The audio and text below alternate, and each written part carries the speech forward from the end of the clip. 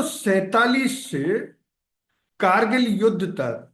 4 बार भारत के हाथों करारी पराजय झेल रहा पाकिस्तान क्या भारत से फिर लड़ने की तैयारी कर रहा है? पाकिस्तान की आर्थिक, सामरिक और सामाजिक नीतियों को देखते हुए ये दूर की कौड़ी लगती है, लेकिन अमेरिकी सरकार के थिंक टैंक ने जो आशंकाएं व्यक्त की हैं वो ये बता रही हैं कि भारत से लड़ने के लिए पाकिस्तान ऐसे लॉन्ग रेंज मिसाइल सिस्टम बनाने में जुटा हुआ है जो भारत के किसी भी हिस्से को निशाना बना सके। यद्यपि अमेरिकी सरकार ने जो दावा किया है उसमें अमेरिकी सरकार की ये चिंता झलक रही है कि पाकिस्तान ऐसे long range missile system develop कर रहा है जो अमेरिका तक मार कर सके। सही मायने में देखा जाए तो पाकिस्तान की आज की हालत को देखते हुए पाकिस्तान हथियारों पर खर्च करने की स्थिति में ही नहीं है, लेकिन भारत का दुश्मन नंबर 1 चीन उसे न सिर्फ टेक्नोलॉजी दे रहा है बल्कि उसको ऐसे लॉन्ग रेंज मिसाइल सिस्टम बनाने के लिए आर्थिक सहायता भी दे रहा है। अमेरिकी सरकार ने जो कहा है उसमें स्पष्ट तौर पर अमेरिकी थिंक टैंक कार्नेगी एंडामेंट के बैनर तले आयोजित एक समारोह में अमेरिकी राष्ट्रपति जो बाइडेन के राष्ट्रीय सुरक्षा उप सलाहकार का कहना है कि पाकिस्तान ने लॉन्ग रेंज मिसाइल सिस्टम और ऐसे दूसरे हथियार बना लिए हैं जो उसे बड़ी रॉकेट मोटर्स से परीक्षण करने की क्षमता देते हैं। समारोह में उन्होंने ये दावा भी किया कि अगर ये सिलसिला जारी रहता है तो पाकिस्तान के पास दक्षिण एशिया के बाहर भी अपने लक्ष्यों को निशाना बनाने की क्षमता आ जाएगी। इसमें अमेरिका भी शामिल है और इस बात से पाकिस्तान की संस्थाओं पर वास्तविक सवाल उठते हैं। अमेरिकी राष्ट्रीय सुरक्षा उप सलाहकार का बयान ऐसे समय आया जब 2 दिन पहले ही बाइडेन प्रशासन ने पाकिस्तान के परमाणु हथियारों से लैस लंबी दूरी तक मार करने वाले बैलिस्टिक मिसाइल प्रोग्राम से जुड़े 4 संस्थानों पर प्रतिबंध लगा दिया। इनमें इस मिसाइल प्रोग्राम की निगरानी करने वाला सरकारी संस्थान नेशनल डेवलपमेंट कॉम्प्लेक्स भी शामिल है। अमेरिका के लिए संभावित खतरों की बात करते हुए राष्ट्रीय सुरक्षा उप सलाहकार जॉन फाइनर का कहना था कि ऐसे देशों की सूची अभी बहुत छोटी है जो परमाणु हथियार भी रखते हों और उनके पास सीधे अमेरिका को निशाना बनाने की क्षमता भी। ऐसे देशों में अमेरिका के 3 ध्रुव विरोधी रूस, उत्तर कोरिया और चीन शामिल है। राष्ट्रीय सुरक्षा उप सलाहकार जॉन फाइनर के अनुसार हमारे लिए मुश्किल होगा कि हम पाकिस्तान के उठाए गए कदमों को अमेरिका के लिए खतरे के तौर पर न देखें। मुझ समेत हमारे प्रशासन के सीनियर अधिकारियों ने कई बार इन आशंकाओं को पाकिस्तान के वरिष्ठ अधिकारियों के सामने रखा भी है। अमेरिकी राष्ट्रीय सुरक्षा के उप सलाहकार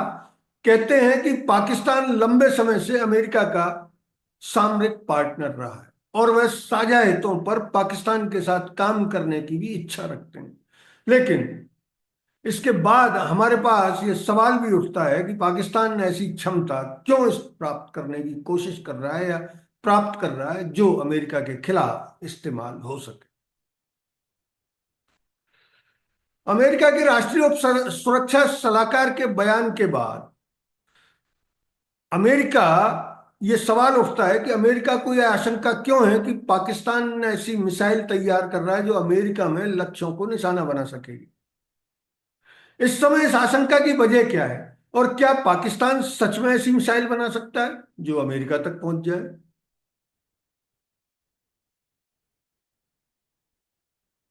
इस्लामाबाद के रक्षा विशेषज्ञ सैयद मोहम्मद अली पाकिस्तान पर लगाए गए इस आरोप को अमेरिकी प्रशासन की तकनीकी सच्चाइयों से परे की गई बकवास बता रहे हैं। सैयद मोहम्मद अली का कहना है कि इस पूरे मामले को हम बकवास इसलिए कह रहे हैं कि न तो पाकिस्तान के पास लॉन्ग रेंज मिसाइल सिस्टम तैयार करने की तकनीक है,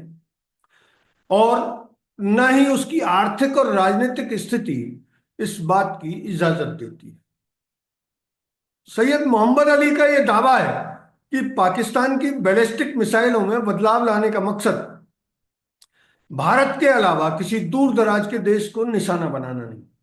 बल्कि भारत के तेजी से बढ़ रहे मिसाइल डिफेंस सिस्टम का मुकाबला करना या उसे नाकाम बनाना। पाकिस्तान इजराइल के 5 स्तरों पर आधारित डिफेंस सिस्टम का उदाहरण देते हुए कहता है कि अगर कोई मिसाइल 5 स्तरों से निकलकर अपने लक्ष्य को निशाना बनाकर उसे नष्ट करने की क्षमता रखती है, तो इसका MIRV यानी multiple independently targetable re entry vehicle से लैस होना जरूरी होता है। और ये तकनीक पाकिस्तानी मिसाइल अबाबील में मौजूद है। MIRV का मतलब एक ऐसी मिसाइल होता है जो एक ही समय में कई बार हेड्स ले जा सकती है, और ये स्वतंत्र रूप से प्रोग्राम्ड होते हैं। इन बार हेड्स की संख्या 3 से 8 और उससे अधिक भी हो सकती है। रूस की ऐसी मिसाइलों की जो क्षमता है वो 12 बार हेड ले जाने की है। ये मिसाइलें स्वतंत्र रूप से अपने अपने लक्ष्य की ओर जाती हैं, और हर एक का लक्ष्य उसकी ओर जाने का रास्ता भी अलग होता है। एक मिसाइल के जरिए जब इसे लॉन्च किया जाता है और जब उसकी री एंट्री व्हीकल दोबारा हवा में आती है, तो री एंट्री व्हीकल अलग दिशाओं में फैलकर अपने अपने लक्ष्य को निशाना बनाती है। पाकिस्तान का ये एडवेंचर बरसों से रूस और भारत की नजरों में खटक रहा है। हालांकि बदली परिस्थितियों में रूस ने पाकिस्तान के साथ फिर से पींगें बढ़ाई हैं, लेकिन भारत पाकिस्तान के साथ ऐसे मामलों में लगातार उलझा हुआ है, और भारत की प्रगति में पाकिस्तान और चीन दोनों इसी वजह से बाधक है। लेकिन पाकिस्तान ये सिस्टम बनाने के बाद भी ये भूल जाता है कि भारतीय रणबांकुरे अमेरिकी तकनीक वाले उस समय के बेहतरीन पैटर्न टैंकों को भी नेस्तनाबूद कर चुके हैं और रणभूमि में उनकी कब्र खोद चुके हैं। जबकि जिस वक्त अमेरिकी पैटर्न टैंक पाकिस्तान को मिले थे, तब वो पूरी दुनिया में सबसे आधुनिक पैटर्न टैंक माने जाते थे, और उनकी हमला करने की रेंज, चलने की तकनीक और आवाज को कंट्रोल करने की तकनीक भारत के लिए भारी साबित हो सकती थी। लेकिन भारतीय रणबांकुरों ने पैटर्न टैंकों के आधार पर 2 बार हुई मुठभेड़ में पैटर्न टैंकों की न सिर्फ कब्र बना दी, बल्कि नई दिल्ली में एक ऐसा पैटर्न टैंक आज भी पाकिस्तानी पराजय का हस्ताक्षर है। वो पैटर्न टैंक नई दिल्ली में रखा हुआ है, जिसे भारतीय रणबांकुरों ने जमीन सुंघा दी थी। इसलिए भारत को, ये ठीक है कि भारत को तकनीक के मामले में पाकिस्तान से हमेशा आगे रहना होगा, लेकिन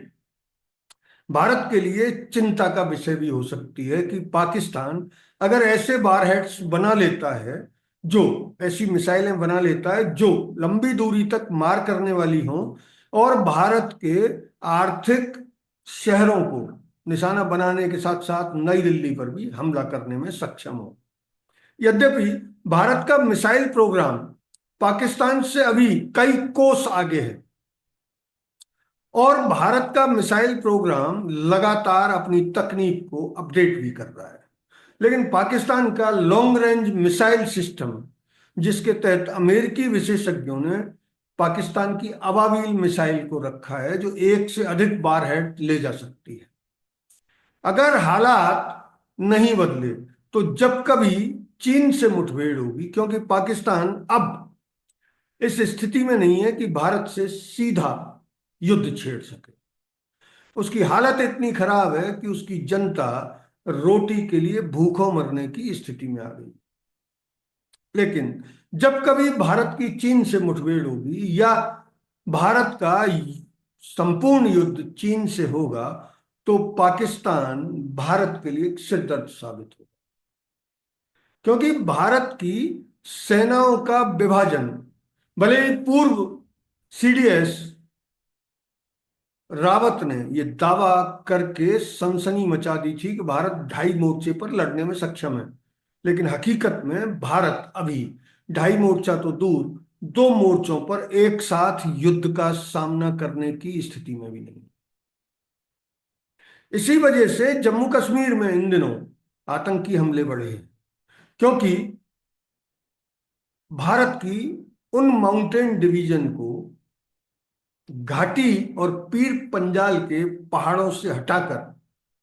चीनी सीमा पर लद्दाख में भेजने के बाद आतंकी फिर से सक्रिय हो गए और उन्होंने लगभग 2 दर्जन से अधिक सैनिकों को मौत के घाट उतार दिया। सेना अपनी क्षमता के अनुसार उन पर काबू करने की कोशिश कर रही है, लेकिन माउंटेन डिवीजन के अभाव में सेना को आतंकियों के आधुनिक हथियारों से जूझने में काफी दिक्कतों का सामना करना पड़ रहा है। इसके बावजूद भारत अपनी जनता को ये भरोसा देने में सक्षम है कि अब की बार अगर पाकिस्तान ने फिर से भारत पर हमला करने की चेष्टा की, तो उसका मुंह उसी सांप की तरह कुचल दिया जाएगा जो चुपके से आस्तीन में घुसकर डसने की कोशिश कर रहा। अगर ये वीडियो आपको अच्छा लगा तो इसे लाइक करें, शेयर करें और हाँ,